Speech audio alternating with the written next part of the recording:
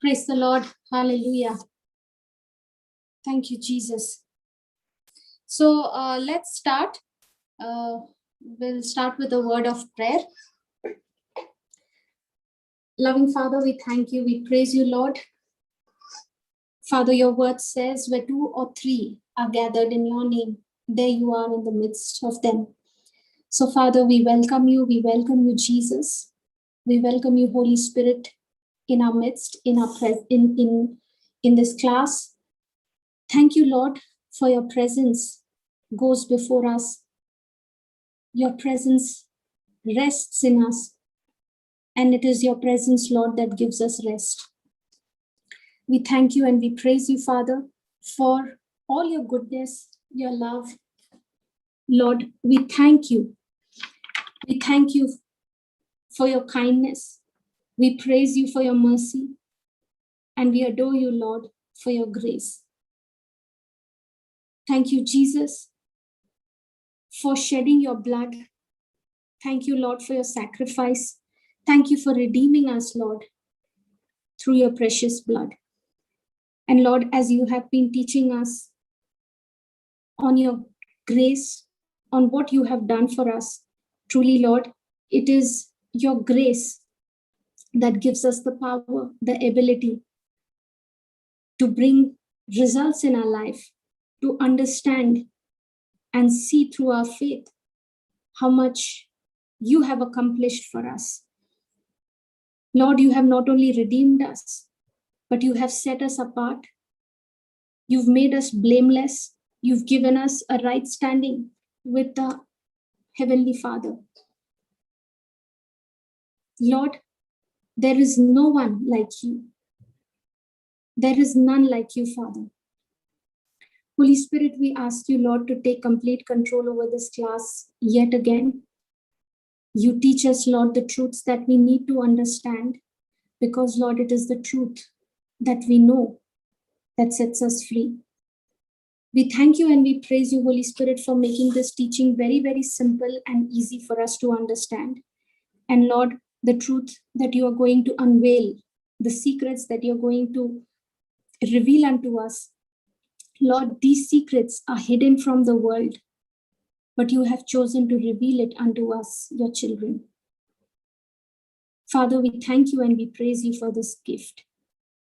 And we believe, Lord, that whatever you are going to teach us tonight, thank you, Lord, that strongholds of wrong teachings are going to break, and the truth in all of these areas will set us free. We make this prayer in the most holy name of Jesus Christ, our Lord. Amen. Amen. Amen. Praise the Lord. So welcome, everyone. Praise the Lord, sister. Hallelujah. Thank you, Jesus.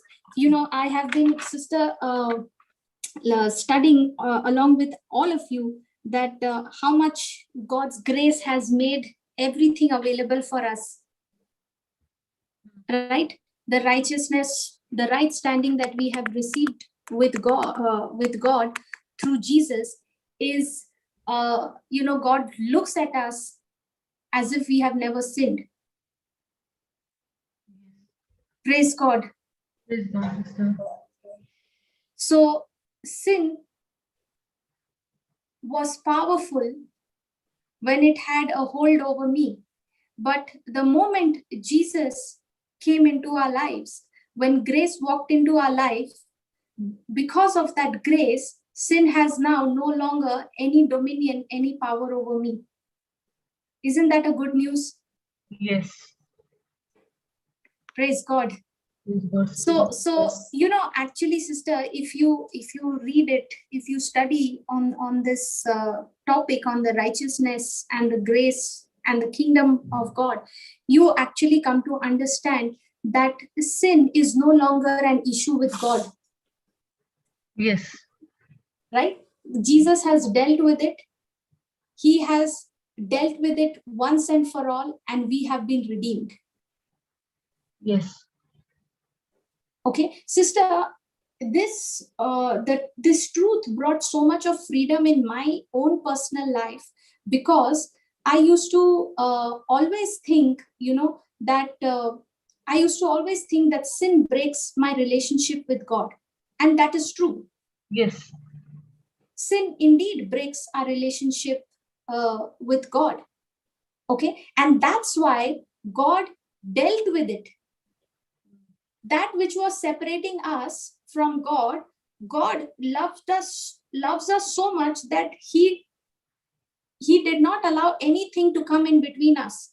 That's why Jesus came, took our place on the cross, dealt with that sin, and restored our relationship back with God. Yes. Okay. Now, sister, when a person, before he is born again, okay, before the person is born again, there are several kinds of fear that bothers the person. Yes. Correct? Yes. Okay. Now, Guilt before, feeling. sorry, sister. Guilt feeling. Yes. Now, before a person is born again, that person will be in the, constantly living in the fear. Am I going to heaven or not? Or am I going to hell? Right? Now, after the person is born again, after being born again, there is again another fear that keeps troubling the person. What if I lose my salvation? So all these things did not trouble me, sister. For me, only guilt feeling. Sorry. For me, only guilt feeling. Say I did this, finished. That's all. I didn't bother whether heaven, hell, all those things I didn't even think. Praise God. I used to think, sister, because see, I was so desperate for God, okay, that at that point in time, especially I remember when I was asking God for the Holy Spirit. Okay, and I was saying, Lord, I will do anything and everything that it takes to receive the Holy Spirit, not even understanding that the Holy Spirit is a gift to Already me. there. Yes, it's a gift of God, and I can't do anything to earn Him or to lose Him. Yes. It has nothing to do with my performance. God gives me His Spirit. God gives me the Holy Spirit because He loves me. Yes. Okay, and I used to always have this fear, that every time I would sin, I might lose my salvation. I might lose my fellowship with God. And if I lose my fellowship, my relationship with God, then God will not answer my prayers. Yes. Anyone like me? Yeah. Answer if the answer is not there, means I am not righteous now. I have made something. So, what did I do wrong? Yes. And then we'll also be wondering that now God can't use me. Yes. When I sin. Unworthy. Now all that, sister, is that good news? Good news? Is that good news or bad news? Bad news. It's the worst news anyone would want to hear. Yes. Right? That's what, sister, Romans chapter 3 verse 23 says. Brother, can you just give us that scripture?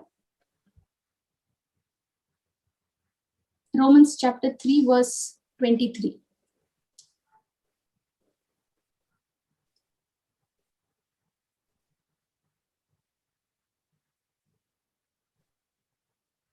Yeah, please read it.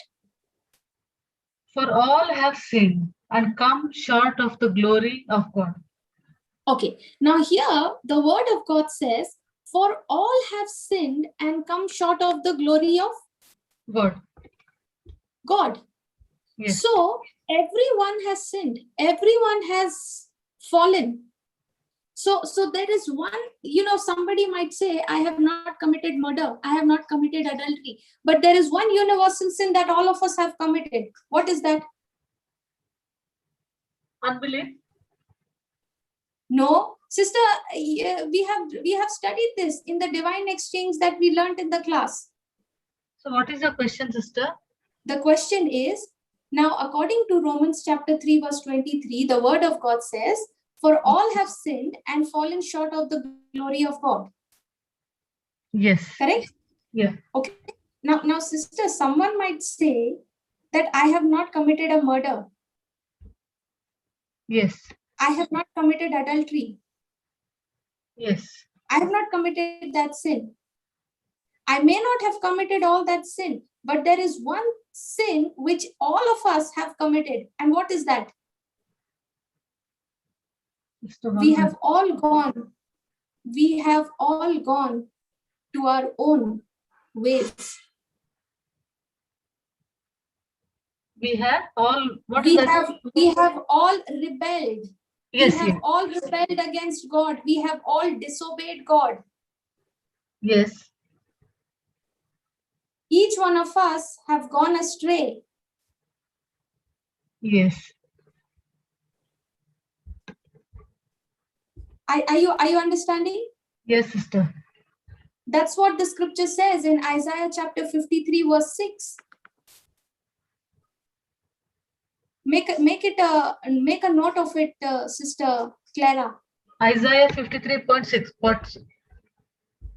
Yeah, Brother Jude just put Isaiah 53 verse 6. Yeah, read that, sister. 1 minute, sister. I was thinking 1 minute. All we like sheep have gone astray.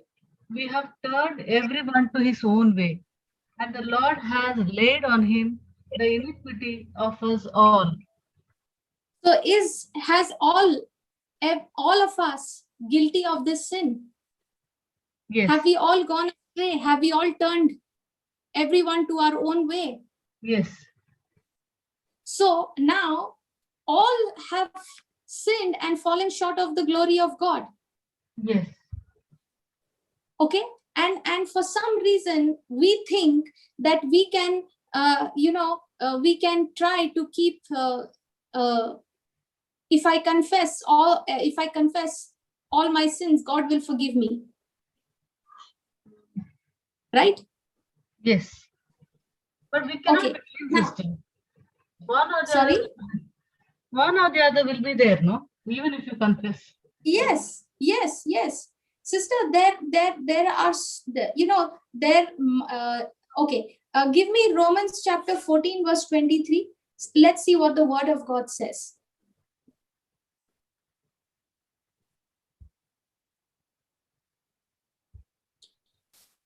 Romans chapter 14 verse 23. And he that doubteth is damned if he eat, because he eateth not of faith. For whatsoever is not of faith is sin. For whatever is not from faith is sin. Whatever, see, the Bible is very clearly saying that whatever is not of faith is sin. Yes. Now, the question is, do we always walk in faith? No. So that means there is an error. Yes.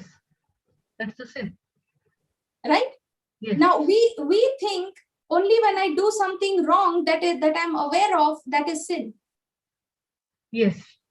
The Bible also says, if you go to James chapter 4 verse 17, it says, to him who knows to do good and does not do it, to him it is sin. Yes.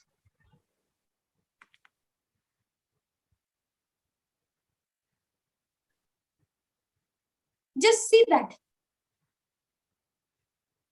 Every good gift and James chapter 4. James chapter 4 verse 17.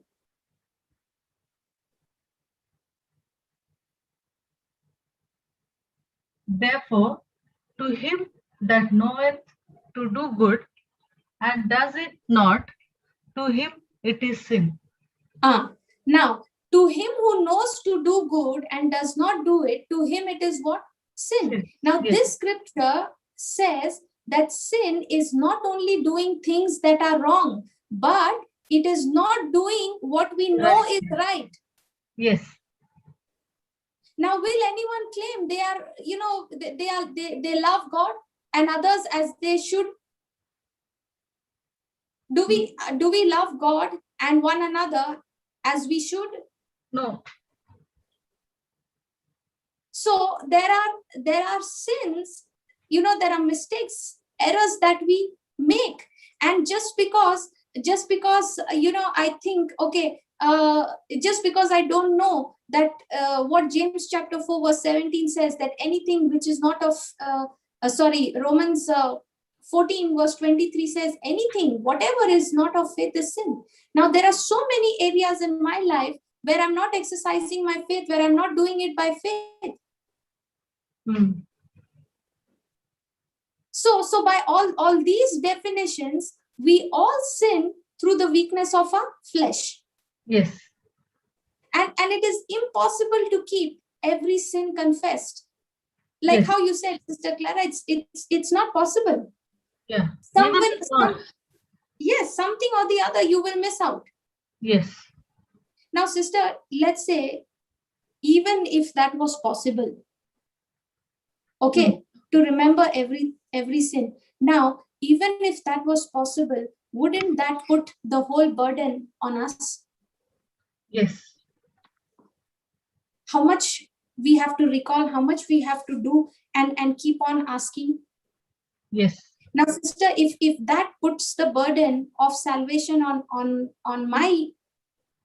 myself, then there is no rest. There is no peace in our relationship with the Lord, if that's the way it worked. Yes. Right?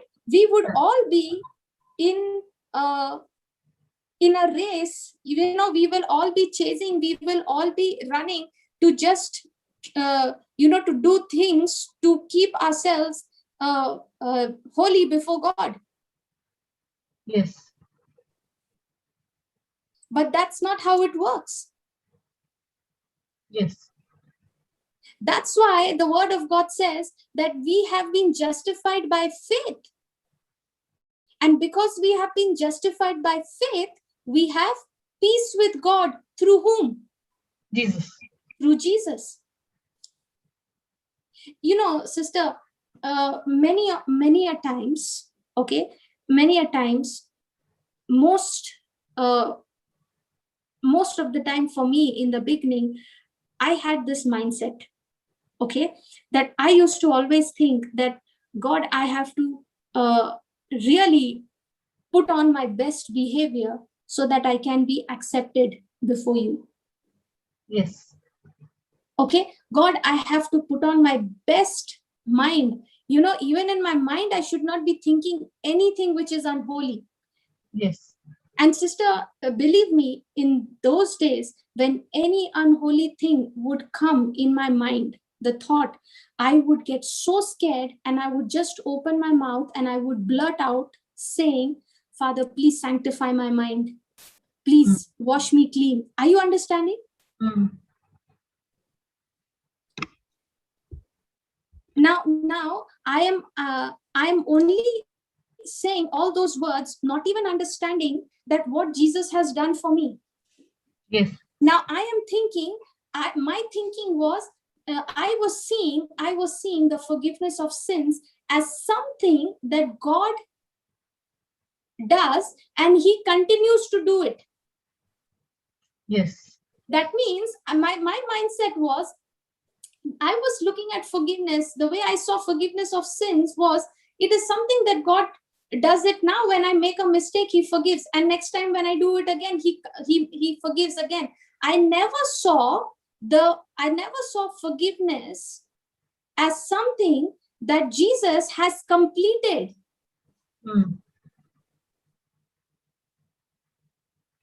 Blotted out. Yes, I never thought, or I never even, my thinking was that forgiveness of sins is something that God does every time. That's why I have to go on confessing my sin. And because of that, sister, the mindset began to develop of being sin conscious. Because now the more I'm thinking of being sin conscious, now I'm saying, oh God, I did this mistake, I did that mistake, I have to go and confess. Now I was all the time sin conscious and not righteousness conscious. Sin conscious says, when you sin, you are cut off from God. Yes. And now we start going back into that same human effort of doing things to become acceptable by God. We go and confess our sin so that God can accept me back. Yes. Which means that I have still not believed that Jesus has completed the forgiveness of sins for me. Sister, can I ask some question then? Yes. We are not supposed to see. We cannot, but we sin. But we are supposed to confess, isn't it? Yeah, sister. Yes, you're right. You're right. You're right. Yeah. It is not sin conscious because we are supposed to be holy, which we cannot. But at least when you know it is done, you go and confess. Okay, so why do you confess? To become holy again?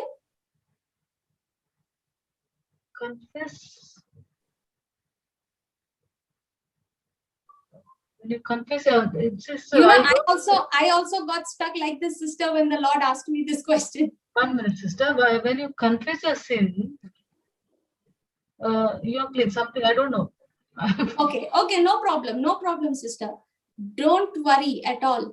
Today, the Lord will give us the answer. Let's just continue to walk in the leading of the Holy Spirit as He's teaching us. Okay? Praise God. Praise God. Now, brother, just give me Hebrews chapter 10, verse 1 and 2.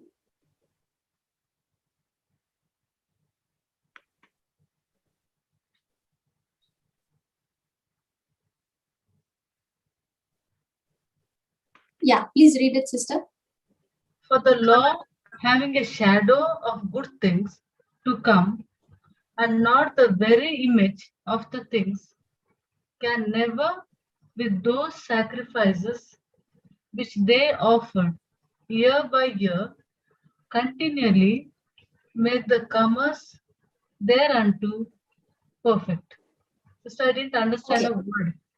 Okay, I'll explain it. Now, he says, for the law having a shadow of the good things to come. Yes. And not the very image of things. Now, please understand, all that you read in the Old Testament was a shadow, it was a foreshadow of the things to come. Yes. Okay, it was a foreshadow of Jesus. Everything that you see in the Old Covenant, it was a shadow, a foreshadow of Jesus. Yes. Okay, but that was not Jesus. No. That's why the lamb sacrifices and all that animal sacrifices were done. Yes. It was just an image. It was just a shadow of the good things to come, the sacrifice.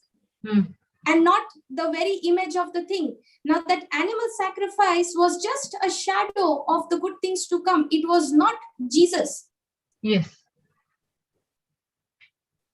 Okay, that's what he says. For the law, having a shadow of the good things to come and not the very image of the things, can never, with these same sacrifices which they offer continually year by year, make those who approach perfect. That means the animal sacrifices which was instituted, it was a temporary arrangement system. Yes. Till the coming of Jesus, because it was to be fulfilled in Jesus.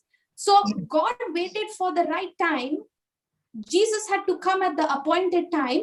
But until that appointed time, the love of God was so much for his people that he made a temporary arrangement for people to be blessed, to be forgiven. Okay, now that's why you will see year after year that these sacrifices were offered. Okay, and these sacrifices, the blood of bulls and goats, did not remove sin and its effect from man, but it only covered it. Yes, yes. Okay, that's why he says, for the law having a shadow of the good things to come and not the very image of the things, can never, with these same sacrifices which they offer continually, year by year, make those who approach perfect. Yes. For, now read the second verse. For then would they not have ceased to be offered? Okay, pause. For then would they not have ceased to be offered?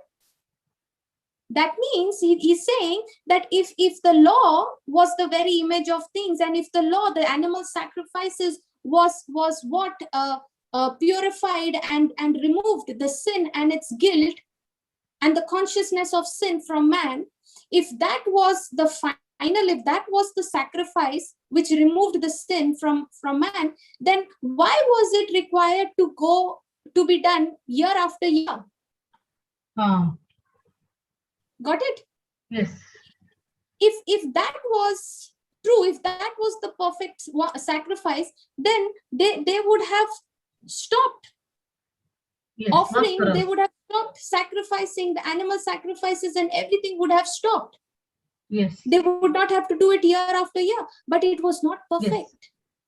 That animal sacrifice, the blood of bulls and lambs and goats, was not able to remove the sin consciousness, the nature of sin from man. It only covered it for the time till Jesus could come. Yes. Now continue to read after that. Because that the worshippers, once purged, should have had no more conscience of sins. For the worshippers, once purified, would have had no more consciousness of sins. But in those sacrifices, sorry? It is saying if it was enough, then there was no need for again and again doing the work. This same thing. The sacrifice, yes. If that was the perfect sacrifice, if the blood of bulls and goats was perfect to remove sin from man, then the sacrifices would have not been repeated. But it was not so. Every year it was repeated. Yes. Okay, because now that sacrifice, the blood of bulls and goats, was not able to remove that sin nature from man. It is because in those sacrifices, there is a reminder of sins every year. Yes. See what is written in the 4th verse. For it is not possible that the blood of bulls and of goats should take away sins. Yes, it is not possible. Did you see that? Yes. It is not possible that the blood of bulls and goats could take away sins. No. Now, in the new covenant, the forgiveness of sins is already accomplished and it is complete. Yes, by Jesus. By Jesus's blood. Yes. Sister, in under the law, the people would, under the old covenant, people would go and offer sacrifices year after year. Yes. Okay. Now, when they went and offered sacrifices year after year, it covered their sins, but it could not purify them. Yes. Of their sin consciousness. They were still conscious of sins because those sacrifices was working as a reminder of sins every year. Yes. But it is not so. The order of things changed after the cross, after the death of Jesus, after the resurrection of Jesus. Now, under the new covenant, the forgiveness of sins is accomplished. It is complete. And the effect of this forgiveness of sin is that we have received redemption. We are not even to be conscious of sin. Are you understanding? Yes. I understood theoretically Jesus has taken everything from us. Still that question, why we confess every time? That I will let you. Hold on to that question. Hold on to that question. You will get the answer. Thank you, sister. Thank you, Holy Spirit. Now, brother, just give me John chapter 1, verse 29.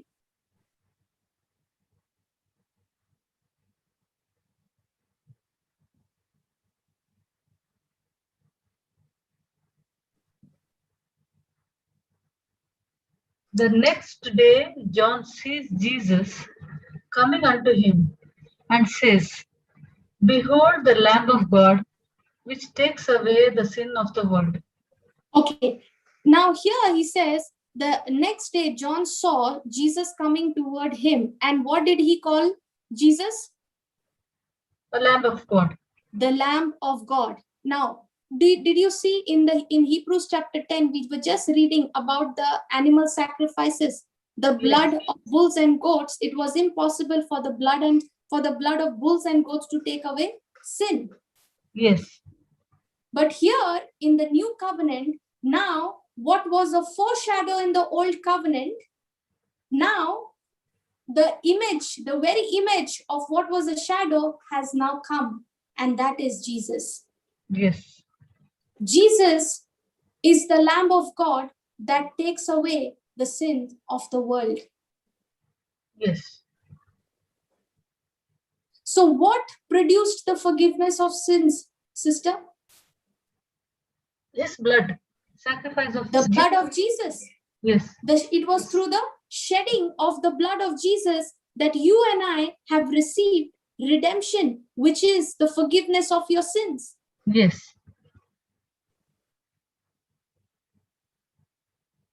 Got it? Up till here? Yes, yes. That's what we read. That's what, the scripture says, sister. If you read Ephesians chapter 1, I think it is verse 6 or 7. He says, it is in Jesus that we have redemption through his blood. Yes.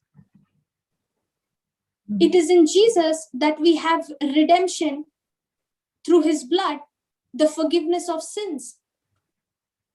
Yes. Now, sister, Jesus died and shed his blood for our sins years ago, right? 2000 years ago. Yes. Now, is he going to come and die again? No, only once. So his sacrifice was once and for all, right? Yes. Christ does not die again and again. No. So that means Jesus dealt with the sins of the whole human race once and for all. Yes. So now all I have to do is believe in that forgiveness of sins. Jesus' sacrifice for our sins is already a completed work. Yes. Okay?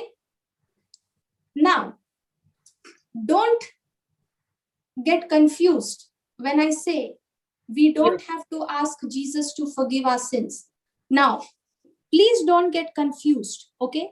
Now, do we all agree, we all understand that Jesus was the sacrifice for our sins and he has already completed it, right? Yes. It is completed, finished once and for all. He doesn't die over and over again. No. Now, we don't have to ask Jesus to forgive our sins. Why? Because he has already done it. Are you getting it? Yeah. Okay. Now, let me show you an example. Okay. Brother, you just give me Acts chapter 16.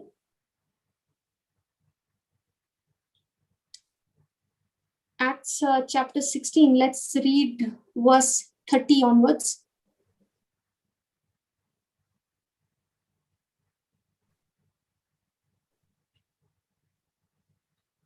And brought them out and said, Sirs, what must I do to be saved? And they said, Believe on the Lord Jesus Christ, and thou shalt be saved, and thy house. Okay. Okay, hold on. Just till 31. Now, what is this jailer telling to Paul and Silas? Sir, what must I do to be saved? Now, is it before the death of Jesus, or is it after the death of Jesus? After the death. It is after the cross. Yes, because it is Acts. Yes, it is after the cross. Paul and Silas are in the jail. They have been preaching, and they are, because of preaching of the gospel, they have been in the bar, behind the bars. Yes. In the jail. Yes. Now here, the encounter that happens there. Now this Philippine, this jailer who is there, he is saying, what should I do to be saved? Yes. Now, what is the response? Look at the response. See what Paul is saying. Believe on the Lord Jesus Christ, and you will be saved, you and your household. Now notice, Paul did not tell this jailer to ask Jesus to forgive him. No. Correct? No. What did Paul say? Paul told him to believe on what Jesus had already done on the cross, and if he would believe what Jesus has already done on the cross, which was the sacrifice that he offered once and for all for the forgiveness of sins, now he would be saved. Yes. So we confess the Lord Jesus. Are you understanding? We confess, Lord Jesus, you are our Lord, God and Master. Yes, to receive this gift of salvation. How do I receive the gift of salvation? Ephesians chapter 2 verse 8 says what? For by grace you have been saved through faith.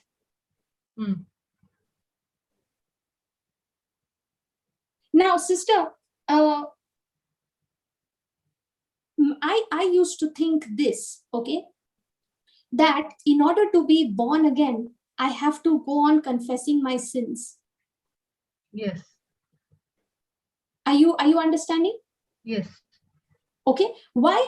Because we have been taught to be sin conscious. If I don't sin, if I don't confess my sin, I'm going to hell.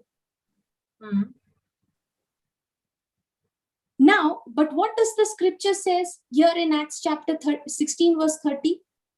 Verse 31. Believe on the Lord Jesus Christ. Believe on the Lord Jesus Christ. You will be saved, you and your household.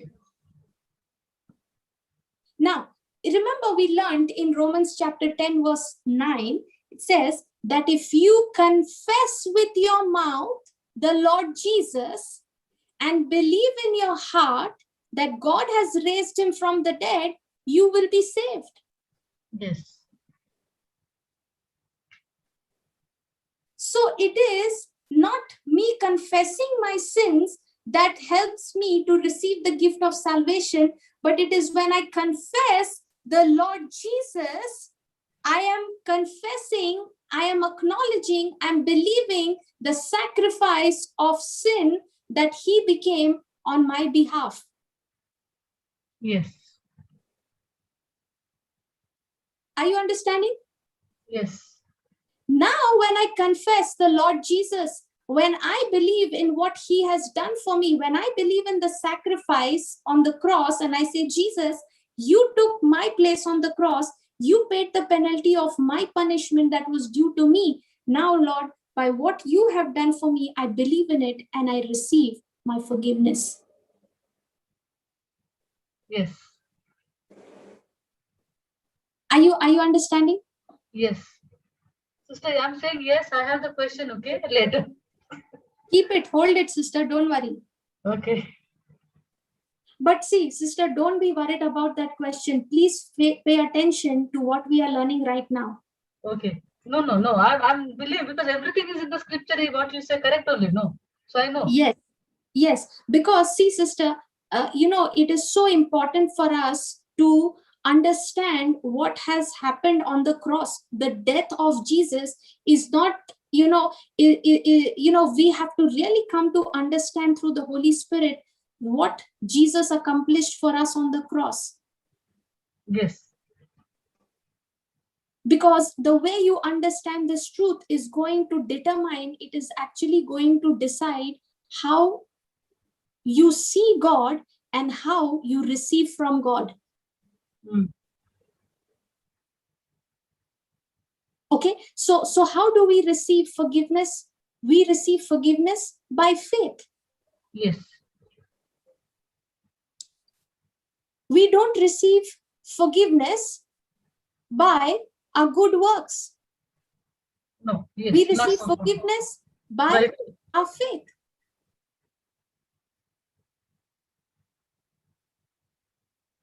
Got it up till here? Yes. So that means Jesus has already forgiven everyone's sins. Yes. Now, God has already forgiven everyone's sins. What do you call that? That is called as grace. Yes. God's willingness to forgive us, even though I don't deserve it. Yes. That is grace. Yes. But we have to mix our faith to that grace which God has already completed for us. Okay, now God has already forgiven us every one of our sins. That is the grace.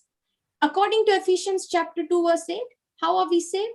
We are saved by grace through our faith. Yes. So now when I mix my faith, when I believe in what Jesus has done for me, and what has Jesus done for me? Jesus has forgiven me of all my sins. Yes. Now when I mix faith, my faith with it, and I receive it, and I say, Lord, I receive this forgiveness by faith. By your grace, I have been saved through faith. Now I receive the gift of salvation. Yes. So it is not the person's sins, the wrong actions that he does, that sends him to hell. No. It is the act of not believing on what Jesus has done, the forgiveness, the act of not believing that that Jesus has already forgiven me and paid the price of all my sins. It is when I don't believe that, then the person goes to hell. Yes. Unbelief. Yes. So in other words, it is a failure to accept what Jesus has done for me on the cross will take me to that eternal punishment. That's what the scripture says. That's what Jesus said, sister, in John chapter 16 verse 8 and 9. When he comes, when the Spirit of truth comes, he will reprove the world of sin and of righteousness and of judgment.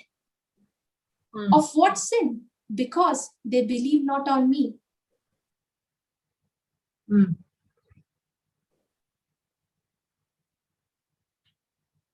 Are you getting it? Yes, sister. So, okay, just give me that scripture, brother. John chapter 16.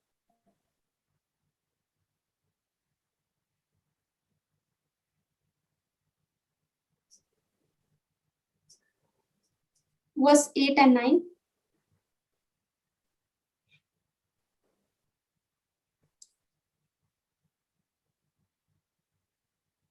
And when he is come, he will reprove the world of sin and of righteousness and of judgment. Of sin, because they believe not on me. Of righteousness. And when he is come, he will reprove the world of sin and of righteousness and of judgment. Okay, now see the next verse. Of sin, because they believe not on me.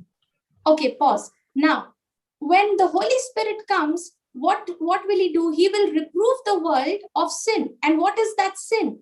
The sin of unbelief.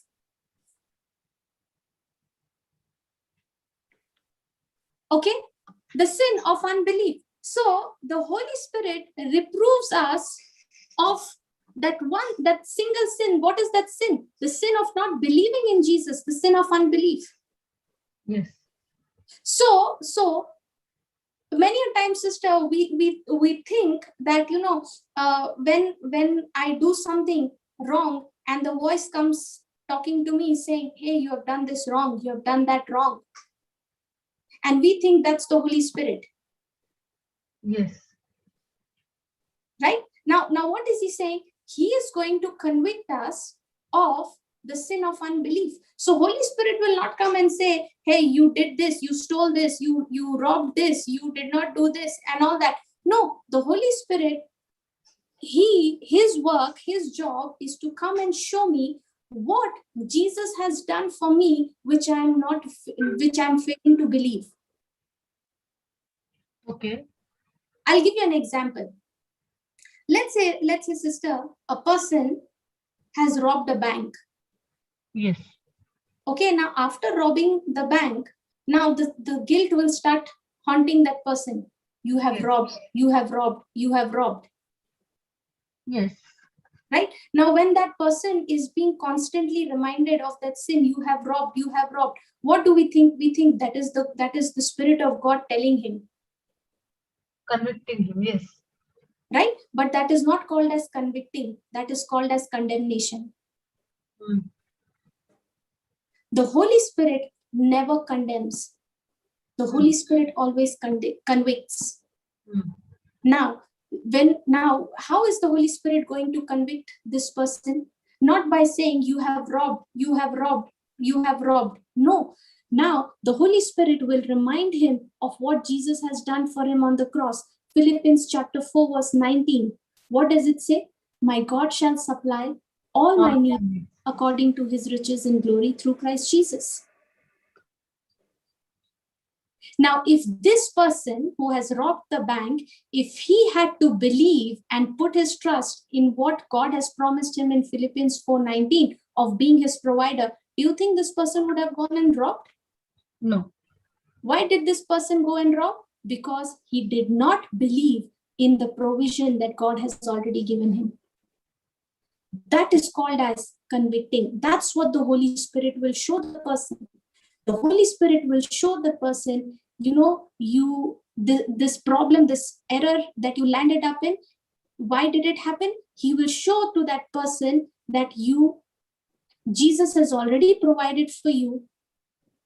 And if you had to believe it, this action would not happen. Yes. Are you understanding? Yes, sister. He loves us so much, the Holy Spirit loves us so much, sister, that he always brings us back into the faith and trust in Jesus. That's the whole issue.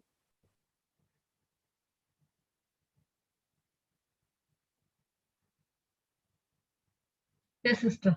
Now, sister, when a person understands that he or she, when I understand that God has forgiven me of my sins, past, present, future, Christ died for my sins once and for all. And all I have to do is believe in that sacrifice. And when I believe in that sacrifice, I am forgiven. When I believe that truth, it sets me free.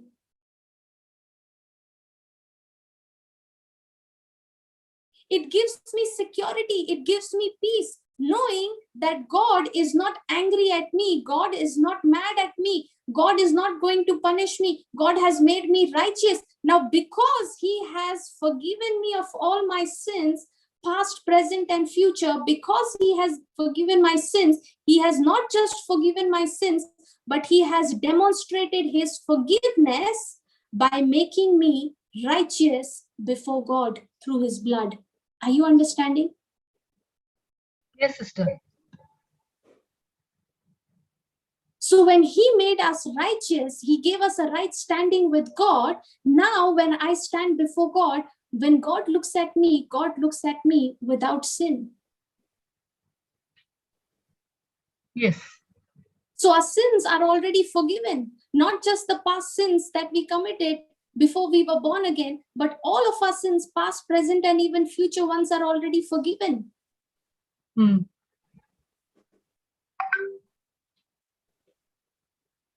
Okay, now, just give me Hebrews. Let's go to Hebrews chapter 10. and let's read this, verse 10.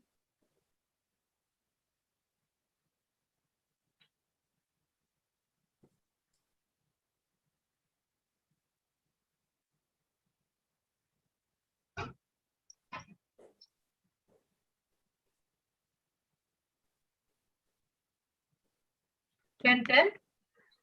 Yeah, read it, sister, from verse 10 onwards.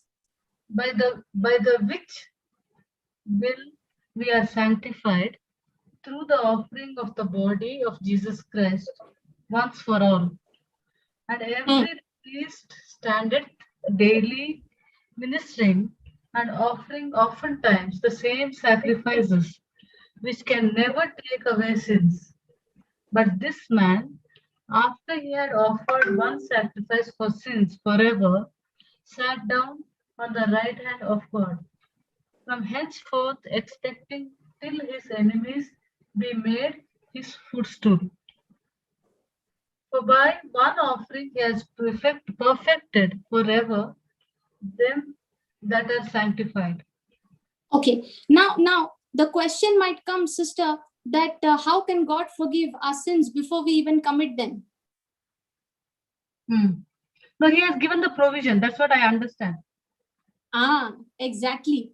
That's what the word says, and that's what I have to believe. Here he says, by the which will we are sanctified through the offering of the body of Jesus Christ once for all.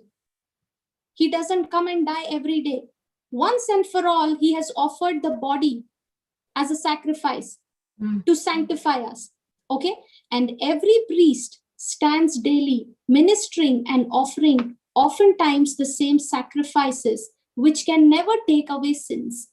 But this man, that is Jesus, after he had offered one sacrifice for sins forever, sat down on the right hand of God. For now, I'm reading the 14th verse, okay? For by one offering he has perfected. He has perfected forever them that are sanctified. Now, when you are in Christ Jesus, you have been forgiven. Your forgiveness is complete. You and I have been perfected forever. Now, where did this forgiveness, this perfection come? It came in my spirit. When I got born again, 1/3 of me became as Jesus. The spirit part, the spirit being in me has changed, has become perfect. Now it is as Jesus. Yes. So one sacrifice was made for all sin forever, and we have been perfected forever. Yes. So if we have accepted the sacrifice of Jesus for our sins by faith, then your spirit is perfect. Yes. Did you get it? Yeah. If you and I have accepted the sacrifice of Jesus for our sins by faith, then our spirit is perfect. Our spirit has been born again. Yes. So that means your spirit, my spirit, we are identical to what Jesus is right now. Yes. In the spirit, yes. Yes. Okay. So now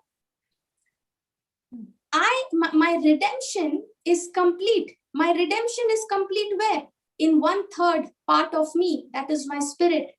I'm redeemed. My spirit has been changed forever. There is nothing that is going to take any further place or any more change in my spirit. My spirit is redeemed. My spirit is sanctified. My spirit is holy, and it is now in one union with Jesus.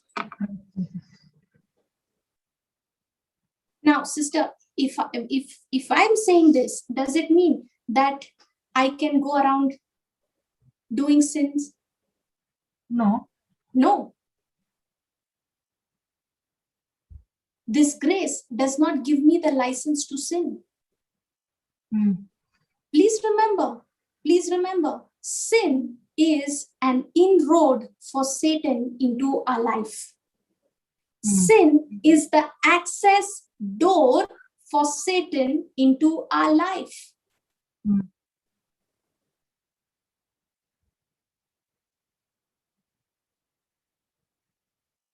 Are you getting it?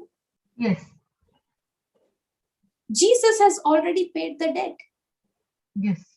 Now, why do I say that sin is an access door into my life? Because that's what the scripture says. Go to Romans chapter 6, verse 16. It brings spiritual death, no, sister?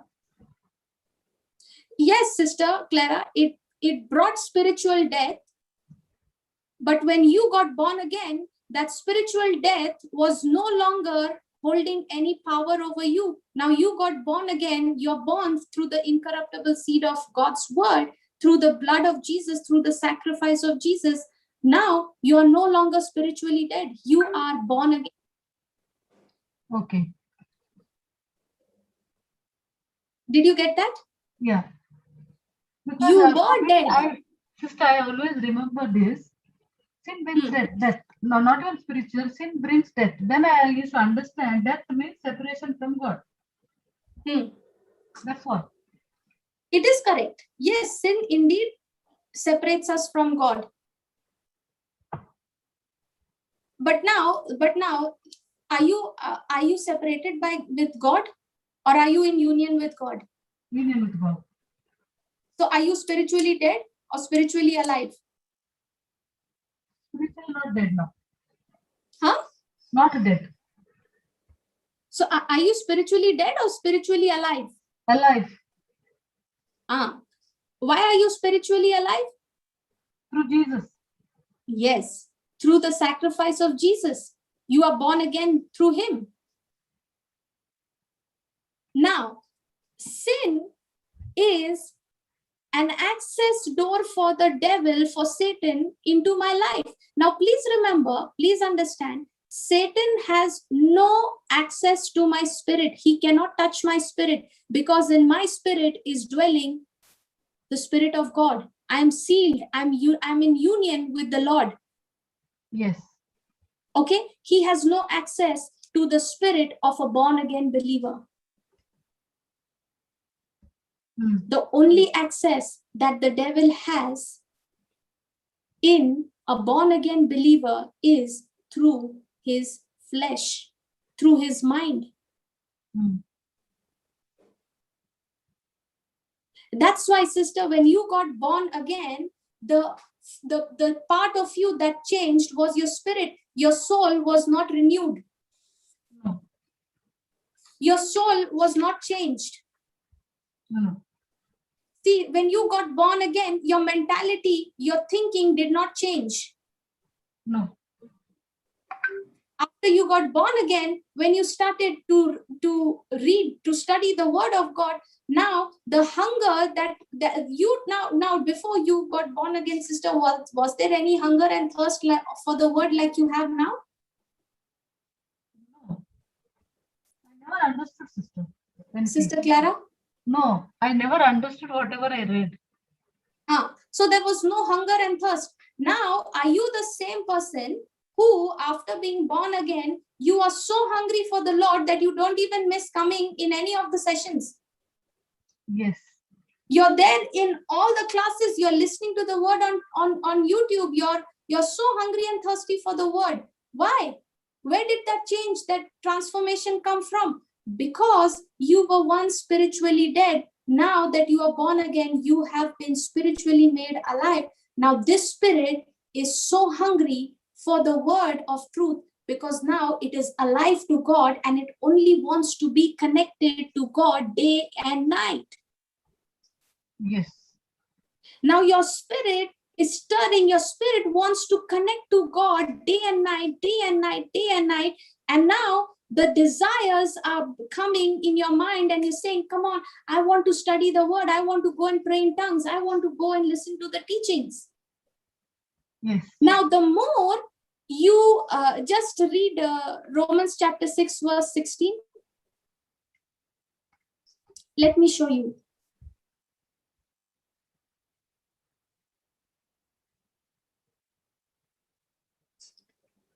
Know ye not that to whom ye yield yourselves servants to obey, his servants ye are to whom ye obey, whether of sin unto death or of obedience unto righteousness. Do you not know that to whom you present yourselves slaves to obey, you are that one's slaves whom you obey, whether of leading to death or of obedience leading to righteousness? Now, when we were not born again, when we did not know Christ, when we were spiritually dead, we had presented ourselves slaves to obey the devil. Yes. So we had become his slaves and he was our master. Why? Because we presented ourselves, our mind, to obey him.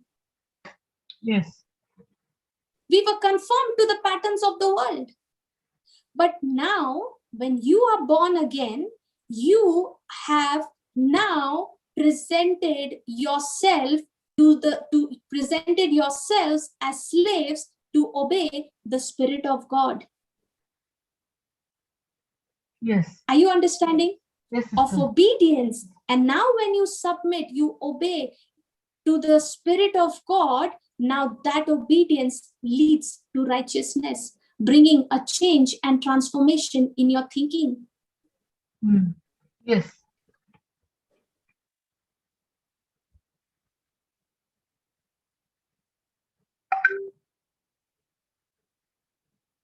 Sister Clara, are you with me? Yes, sister. I understood everything now. Still that question is there. I will ask it later. Okay, let's go to that question. Okay, now go give me 1 John chapter 1. Sister, whatever you said is completely correct. I agree because everything is in the written word. Yeah, sister, I will not give you anything which is not in the written word. So that's why I cannot even say no, my opinion is this. But now I have a question on Miss, I have one question. Okay. 1 John. Brother, 1 John.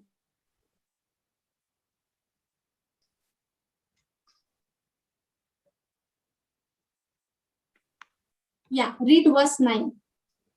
Okay, 9. If we confess our sins, he is faithful and just to forgive us our sins and to cleanse us from all unrighteousness. If we confess our sins, he is faithful and just to forgive us our sins and to cleanse us from all our unrighteousness. Okay, now what is he saying? If we confess our sins, God is faithful and just to forgive us our sins. Yes. And to cleanse us from all unrighteousness. Yes. Now, sister, my question to you is, why do you confess your sin? To cleanse us from unrighteousness. Do you confess your sin in order to maintain your salvation? No, it is already given. It is already given. If you believe it is already given, then why are you confessing the sin? Why are you confessing? He is faithful just to forgive us our sin. You said just now to cleanse us from all unrighteousness. No, I'm sorry. So are you confessing your sin so that you will be cleansed from all unrighteousness? No. Sister, confessing so that we tap into the grace which is already given to us. No, see, listen. Okay, listen. Please understand. We don't have to confess our sins in order to be saved or to maintain my salvation. See, sister, when a person goes to confess the sin, the reason why the person is going is because that person is thinking, if I don't confess my sin, God will not forgive me. That's one of the reasons. Second reason is, if I don't go to confess my sin, then God will not hear my prayer. Because sin breaks my relationship. Now, why I'm saying all this? Because this is what I was thinking. Okay? Now I am thinking we need to confess it. Yes. Why I need to confess it? Because if I don't confess it, God will not forgive me. So that means every time I make a mistake, every time I'm committing a sin, I am saying, Jesus, your death is not enough. You have to die again. Because I don't believe that you have forgiven me of all my sins once and for all. Now, please understand what is the meaning of this scripture here where he says, if we confess our sins, God is faithful and just to forgive us our sins and to cleanse us from all righteousness. Now, we confess our sin not for the purpose of becoming born again or restoring my relationship with God. No, we need to confess it because when I sin, my flesh gets defiled. Satan gets a legal right to function in my flesh, according to what we just read in Romans 6:16. So, confess and cleanse our soul. No, Sister Clara, listen, okay? Now, this scripture says, if we confess our sins, God is faithful and just to forgive us our sins and cleanse us from all unrighteousness. Yes. Okay, now the truth is that Jesus has sacrificed himself. His blood has purified, cleansed us from all sin. Jesus does not die every day, right? No. Now, Jesus has forgiven and made me righteous once and for all. Yes.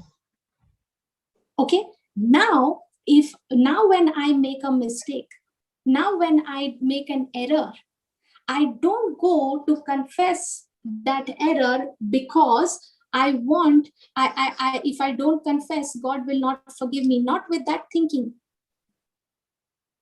Now I confess because I believe that Jesus has already forgiven me. That is why I am going and I'm confessing we have sinned. To say, sister, to say that I have sinned, when you go and confess your sins, you are coming back into the agreement with God. Okay, and you're getting out of the agreement with the devil. Now that stops Satan from dominating us. See, now after confession is necessary to get out from this dominion. Yes. See, sister, every time I yield myself, I obey to my flesh, I am allowing the devil, giving him a legal right to function in my flesh. Got it? Yes. And the moment you realize this is not in line with what the word says, and you find yourself, you've done something which contradicts to the word of God, you immediately confess that sin, you immediately speak it out, and you say, Jesus, I believe that I am forgiven by your blood. Now you are confessing it and coming back into agreement with what God said. Yes. God is faithful and just. Yes. Now, but the moment when you realize that you've made a mistake, and if you don't confess that sin, if you don't go and confess that, God, I thank you that your blood has washed me and cleansed me of all my sin, And by faith in what you have done, Lord, I thank you for forgiving me, for making me whole. Now, when you're opening your mouth and you're confessing it, you are standing in agreement with what God said. And that's where the devil, if you don't confess, the devil will put so much of pressure on you and condemn you and bring you to such a situation where you will open your mouth and you will start speaking. Yes, all the time on condemnation. Yes, sister. Yes. Did you get that? Sister, what a nice truth from when you held on. Sister, it is the Holy Spirit that teaches us. You put me under pressure from that time. Now it is such a nice truth. Beautiful, sister. Did you get it? So when I go and confess my sin, okay, I am not going and confessing my my sin. I don't have to confess my sin so that I can maintain my righteousness with God. I don't go to confess my sin so that I can so that God can listen to my prayer and there is no block between me and God. No. The block has already been removed. If I am thinking that I am going to confess my sins and then God will forgive me and my relationship with God will restore, that means I have not even believed that Christ has redeemed me. Yes. We confess so that Satan doesn't condemn us anymore. Yes, we confess that, Lord, sister, it is like this. Confessing we have sinned means when you go and say, Father, I confess I have sinned. Abba, Father, I confess I have sinned. Means what? You are coming back into agreement with him, with God. Yes. That's what he says in the 10th verse. Look at the 10th verse. If we say that we have not sinned, we make him a liar. Yes. And his word is not in us. So we have not sinned, we make him a liar and his word is not in us. So now why am I going and confessing? If I am confessing my sin, that means to say, when I say I have sinned, I am agreeing with God what he says in his word. I'm coming back into agreement with God and I'm stepping out of the agreement with the devil. Now that stops Satan from dominating me through that sin. Yes.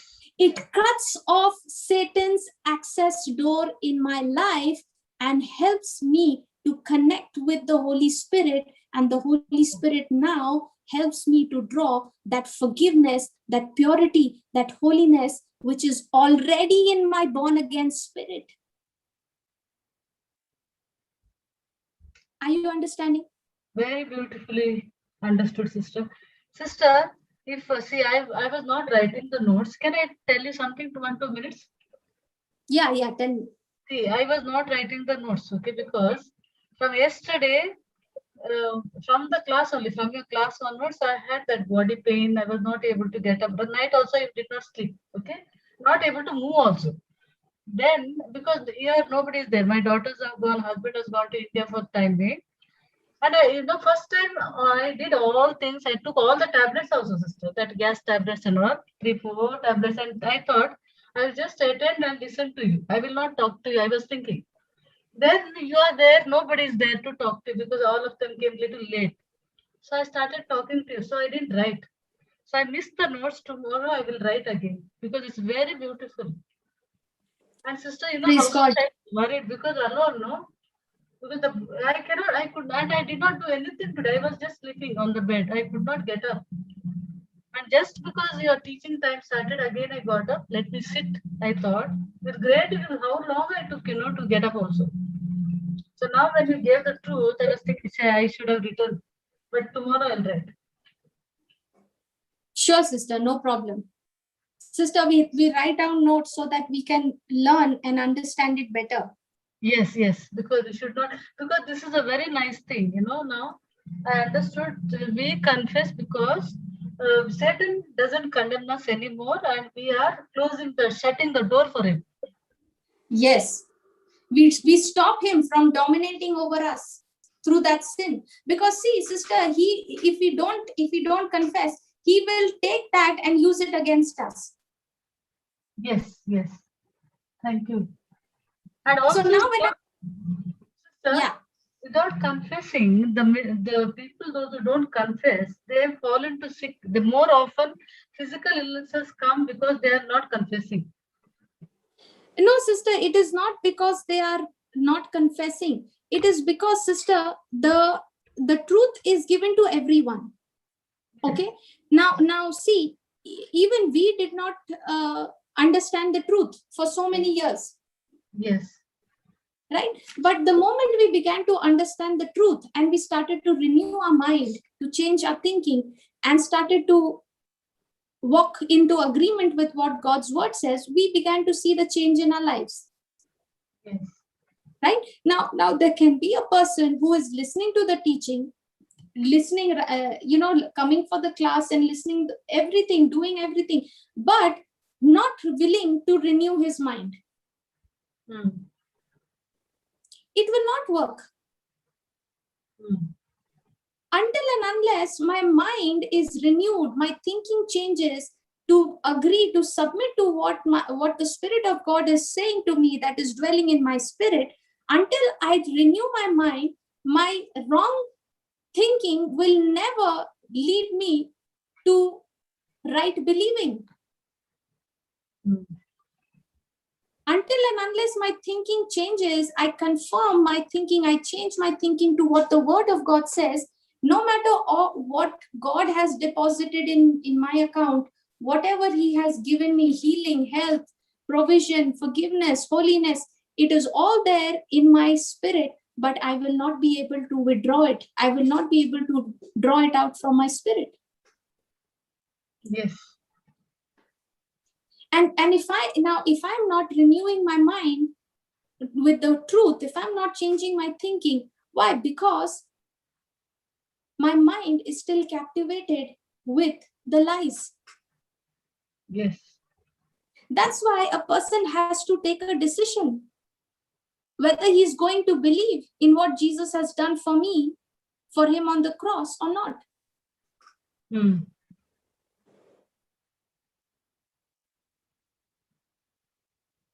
Praise God. Praise God, sister. Very nice. See, that's why, sister, Hebrews chapter 9 says, okay, that, the blood of bulls and goats, the blood of goats and bulls cannot obtain redemption and forgiveness for our sins.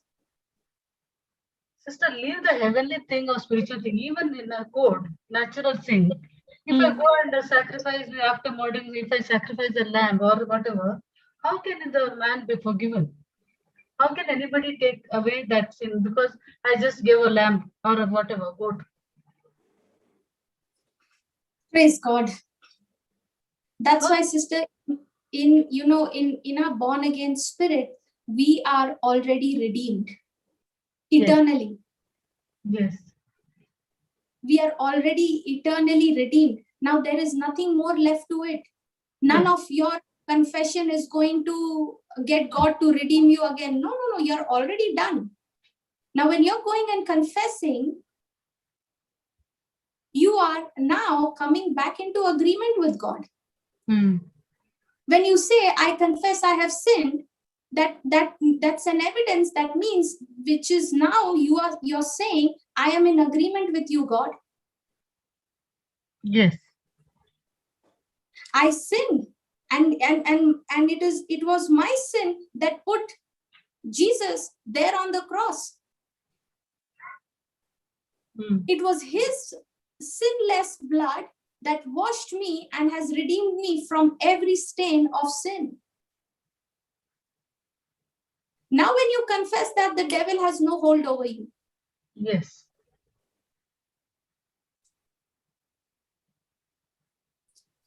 Such a beautiful provision given to us. Exactly. Sacrament. God has made a provision for everything.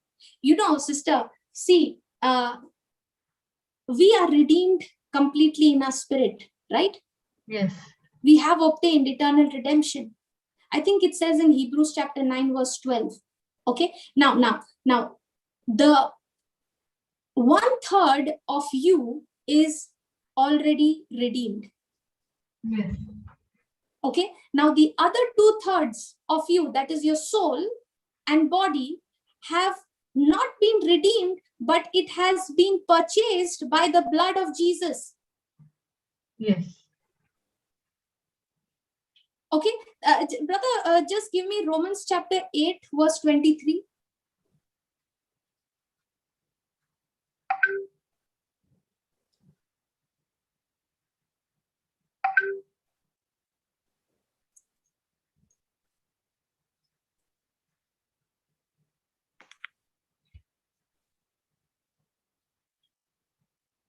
Yeah, read that, sister. And not only they, but ourselves also, which have the first fruits of the Spirit, even we ourselves groan within ourselves, waiting for the adoption, to wit, the redemption of our body. And not only they, but ourselves also, which have the first fruits of the Spirit, even we ourselves groan within ourselves, waiting for the adoption, to wit, the redemption of our body. Now, the body is still waiting for the redemption. But the body has already been purchased by the blood of Jesus. Yes. So God has already purchased by his blood, Jesus has purchased by his blood our redemption. Yes. But that now body, spirit, soul, and body, he has already redeemed us in our spirit. That is done. Now remaining the body, the soul, and the body is not yet redeemed, but Jesus has already purchased by his blood the redemption of my soul and my body, but it is yet to take place. But God has already made a provision for this as well. Yes. Okay, but until my soul and my body is redeemed, until then I can still experience his redemption in my soul and in my body when I renew my mind through his word. I don't have to wait to receive the healing in my body when my body will be redeemed. No, I can even receive my healing right now when I renew my mind to his word. Why? Because Jesus has already purchased my body by his blood. We can receive healing while we live in this body. God has made a provision for both the soul and the body, even though the redemption has not been made manifest. Now, Sister Clara, now imagine when you go through a hurt in your relationship, does your emotions get affected? Yes, sister. Tell me again. What, sister? So you said something emotion? Yeah, I was saying, now when you go through some hurt in your relationship, does your emotion, your feelings get affected? Yes. Yes. Now your emotions, your feelings, your willpower is in which part of you? Which part of your emotion?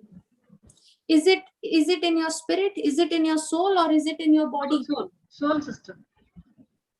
It's in your soul, right? Now, in your soul, you're experiencing pain. You're experiencing hurtful emotions. Yes. Right? But are you waiting, sister, for the redemption of your soul to take place? And when the redemption of your soul takes place, then you will experience healing? Or do you experience healing in your emotions when you renew your mind to the love of God?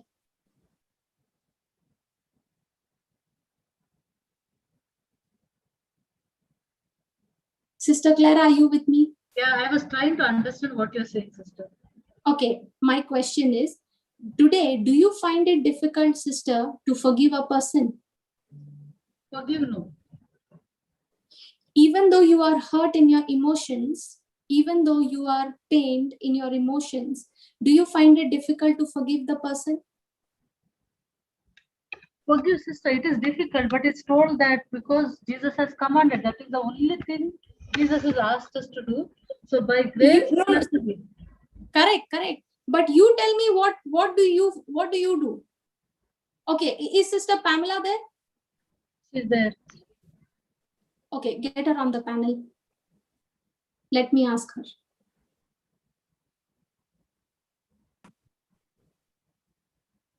Yes, Pamela. Sister Pamela, can you accept the unmute request?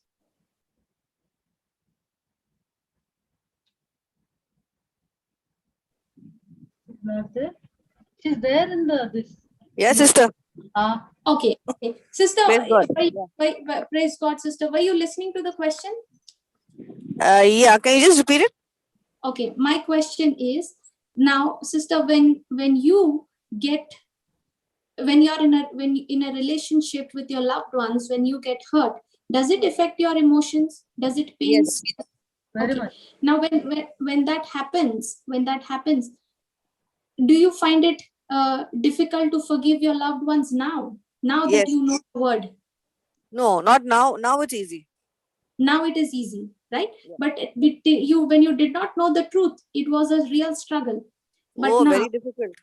yes, now you know the truth, and now you don't find it difficult, or you don't struggle to forgive others. No. Even though you're pained, you're hurt in your emotions, in your feelings. Yeah.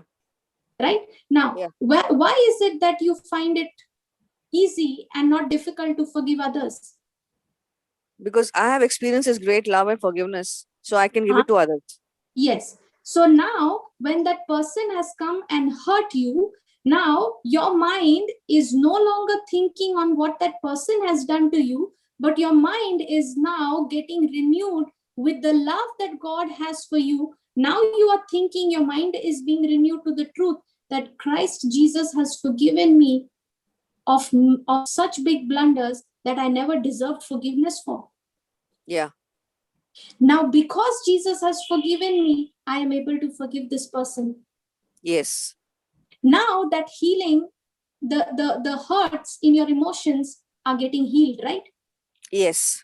Now, sister, according to what we were learning today, your spirit has been made perfect. Yes.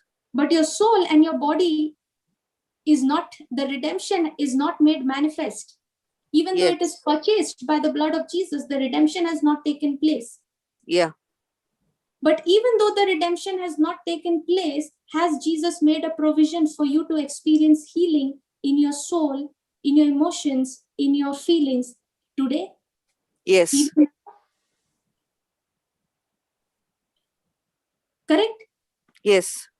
So that means God has made a provision for both the soul and the body, even though the redemption has not been made manifest. Yeah. And this is the problem with most Christians. We are not taking advantage of these provisions. Yes. Why? Because we have not renewed our minds. We still don't understand that we have been redeemed from the curse of the law. Yes. And that's why most of us are still trying to get God to respond to us, to answer our prayers based on our performance. Why? Yes. Because we don't know that the performance covenant of the Old Testament law is over. Finished here. We are now under grace. We are now under the ministry of grace and faith. Yes. Sister, if you can just imagine the provision that God has made for you in your soul and in your body, even though the redemption has not been made manifest and it is appointed for a time, God has still made a provision for us to experience that healing, that deliverance in my soul, in my body, even now, Imagine if God can think of my provision to such degree, to such level, how difficult is it for him to think of my provision when it comes to material things? Yeah. You know, we have such a short sight about God. Yes. We put him in a box.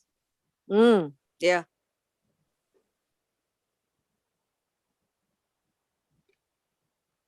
Sister Clara, did you understand that? Yes, sister. So My who voice is is low because of the pain, okay?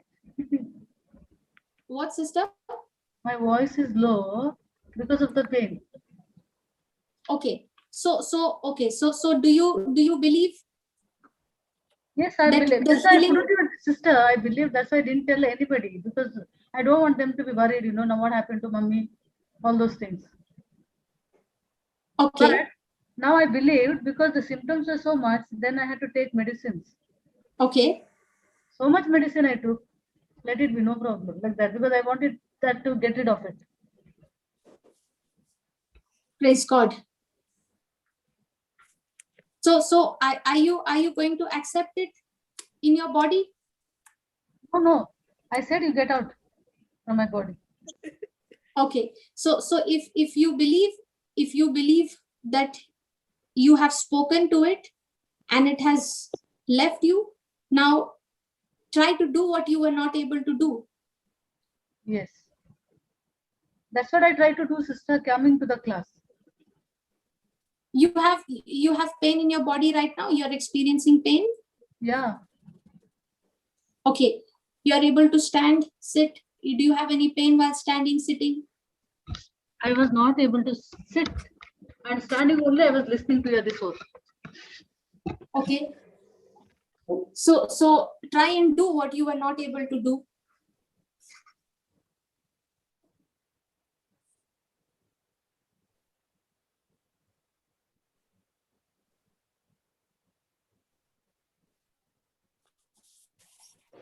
The pain speaks. You're not clear, sister. Yeah, pain speaks while bending, no? Like, Okay. Just close your eyes. yeah. And say this. Lord Jesus, Lord Jesus, me a right standing you have given me right standing with God, with God, with my heavenly Father, with my heavenly Father, through your blood. through your blood.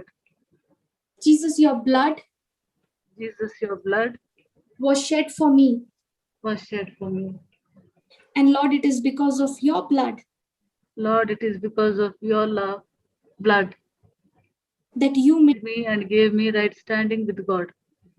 Lord, I receive Lord, I receive your love, your love blessings of the righteous, and all the blessings of the righteousness, including healing of mind, mind, body, body, and every part of my organs. and every part of my organs. Thank you, Jesus, Thank you, Jesus, because I'm your righteousness. because I'm your righteousness. I am completely set free I'm completely set free from every pain from every pain in my back, in my back, in my lower back. in my lower back, in my neck, in my shoulder. Yes, come on, open your mouth and you say, thank you, Jesus. Thank you, Jesus, for filling you, Jesus. I'm set free I'm set free from this pain from this pain because you have made me because you have made me your righteousness. your righteousness. In Jesus' name. In Jesus' name, Amen. Amen. Thank you, Jesus. Praise you, Jesus. Hallelujah. Hallelujah, Lord Jesus. Praise you, Jesus. Now check, sister, the heaviness is gone. I'm better, sister. Praise God. Praise God. Hallelujah. Thank you, Jesus. Sister, I had entered 3 times this class. Standing, I was doing that. Praise God.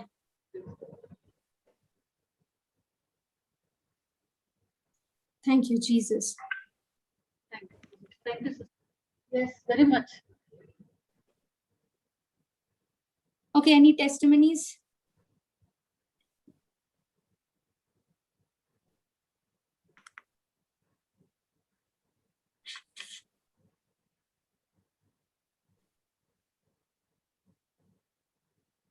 Praise God.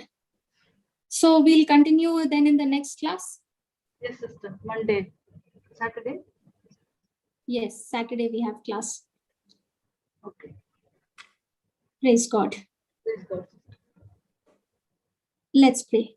Loving Father, we thank you. We praise you, Lord, for all your grace, your goodness, your mercy, Lord.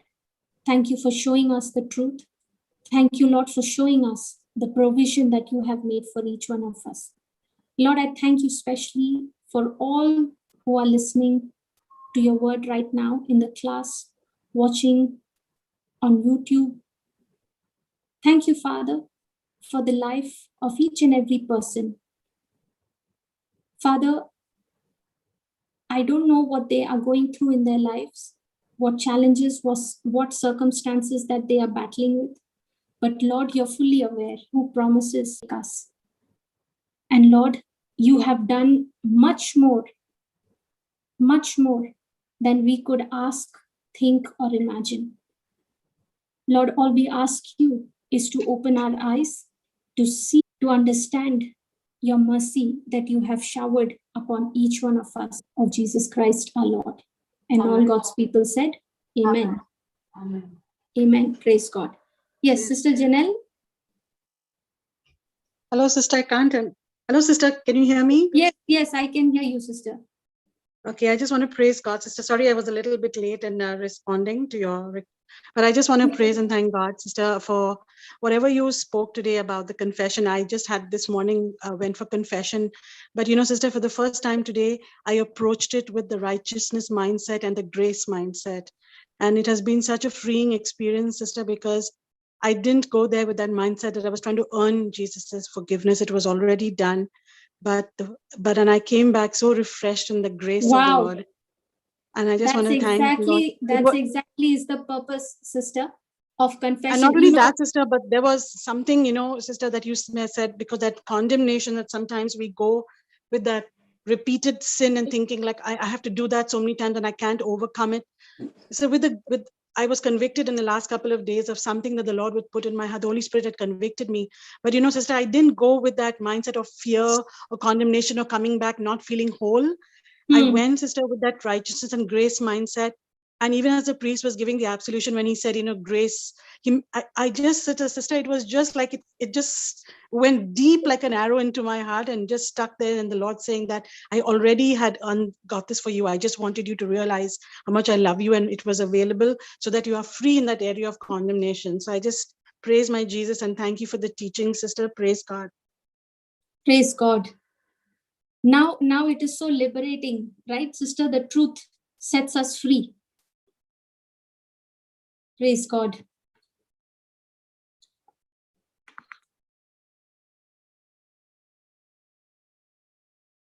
Yes, anyone else?